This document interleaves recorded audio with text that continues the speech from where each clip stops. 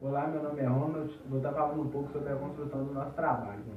Neste momento, vamos utilizar a linguagem de programação do Scratch, para que possamos ver os resultados e analisar, para que depois possamos ver se há condições de colocar ele no Arduino. Discutimos muito sobre a importância do trabalho, visando diminuir a quantidade de acidentes envolvendo ciclistas e o manuseio de cargas no chão de fábrica, com palheteiras. A importância desse trabalho para nós foi que trouxe grande conhecimento de que a programação está cada vez mais consolidada em nosso cotidiano e podendo atuar em todas as áreas de trabalho.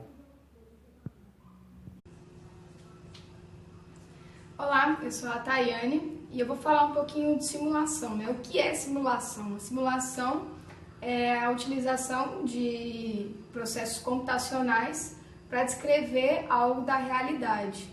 Através de programas eu consigo prever, consigo adiantar algo que talvez eu gastaria dinheiro para depois perceber alguma coisa que não funciona direito, por exemplo.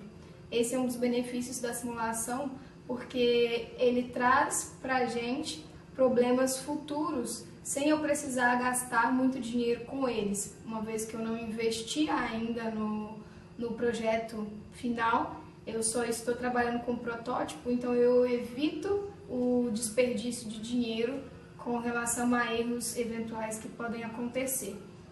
Falando um pouquinho também sobre programação visual, a programação, acho que a maioria das pessoas já tem uma noção do que é.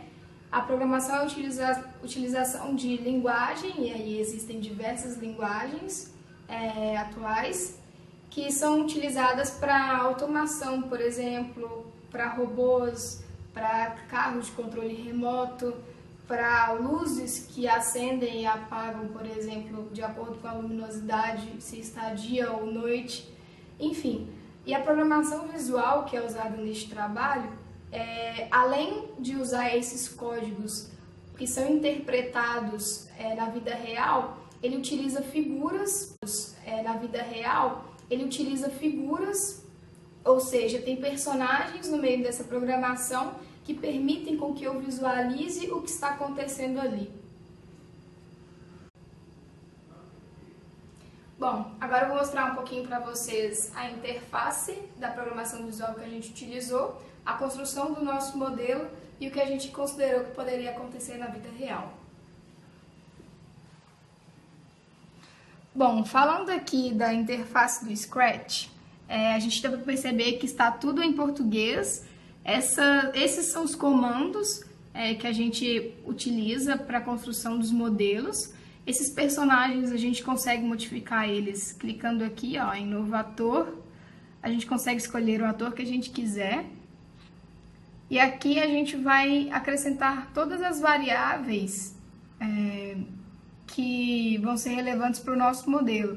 A gente também declara as variáveis aqui. Os eventos, controles, tudo está aqui. E tudo foi criado a partir disso. Aqui já está o nosso modelo. No nosso modelo a gente consegue ver que eu tenho 3 atores e para cada ator desses foram criadas condições. Por exemplo, a primeira seta, que é essa seta aqui, que está apontada para a esquerda, eu tenho a declaração de quando eu apertar aqui a seta para a esquerda, ela vai ter que ter um efeito de cor, que isso simula os LEDs piscando na jaqueta do motociclista. Eu vou dar um exemplo aqui para vocês, vou apertar a seta para a esquerda e a seta vai piscar aqui no modelo. A declaração de quando eu apertar aqui a seta para a esquerda, ela vai ter que ter um efeito de cor, que isso simula os LEDs piscando na jaqueta do motociclista. Eu vou dar um exemplo aqui para vocês, vou apertar a seta para a esquerda e a seta vai piscar aqui no modelo. Tá vendo? O gatinho virou para a esquerda. A mesma coisa, se eu fizer aqui para a direita, as duas setas são bem parecidas. E o gatinho, a diferença dele é que ele vai girar aqui, quando ele gira para um lado ou para o outro. e a gente determinou para sempre o grau dele começar no 0, por exemplo, se for começar aqui de novo, ele vai para o 0, para eu conseguir mover as setinhas de acordo com o movimento do gatinho também, porque senão fica bem estranho. A gente teve alguns problemas no primeiro que a gente foi tentar fazer, porque as setinhas começavam a se embolar no modelo. Uma coisa que a gente usou aqui também para evitar esse problema é que a gente não estava usando fantasias. As fantasias são feitas aqui em cima. E aí a gente começou a usar a fantasia para as setinhas, para que elas se movimentassem junto do gatinho. Porque, caso contrário, como eu falei, tinha um problema que as setinhas ficavam embaralhadas no meio. Para que elas se movimentassem junto do gatinho.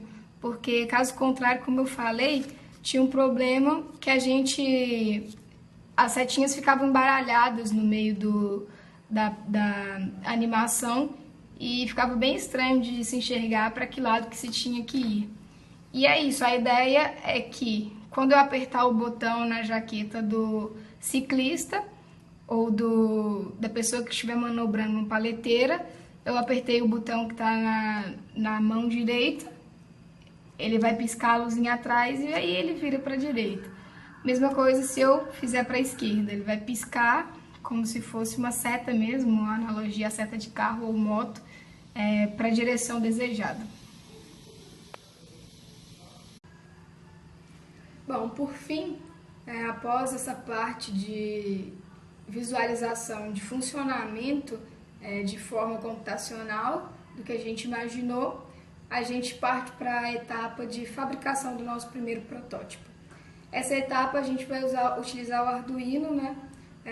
Os fios, os resistores e os push buttons na jaqueta com os LEDs a gente fazer toda essa ligação, toda essa programação para que quando os botões forem apertados as setas indiquem o caminho que o ciclista ou operador de paleteira vai virar. Para isso a gente vai ter que desenvolver o código, agora já não é mais no Scratch e sim no Arduino. Então a gente vai utilizar a própria plataforma do Arduino para programar tudo isso e montando assim o nosso protótipo a gente finaliza isso.